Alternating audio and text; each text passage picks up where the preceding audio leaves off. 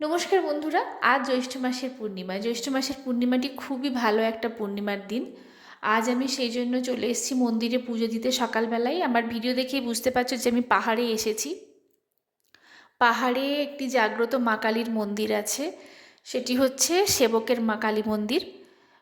আমি সকালবেলায় আমার হাজব্যান্ড আর আমার দুই ছেলে আমরা চারজনে মিলে সেবকের কালীবাড়িতে পুজো দিতে এসেছি। ওই মন্দিরের সামনেই পুজোর ডালা মালা, তারপরে ফুল মালা সব কিছু বিক্রি করে। ওখান থেকে 150 টাকা দিয়ে আমি পুজোর ডালা একটা কিনেছি, তাতেই সব কিছু দিয়েছে, মালা, ধূপ, তারপরে মিষ্টি, প্রসাদ, সিঁদুর, সব কিছু যা যা দেওয়ার সব কিছুই দিয়েছে। ওই নিয়ে আমরা চারজনে মায়ের কাছে পুজো দিতে এসেছি। আমরা আজকে পুজো দিয়েছি। টাটা। ভেতরে তো আর ছবি তুলতে পারবো না, তাই আগেই ছবি তুলে নিয়েছি। টাটা।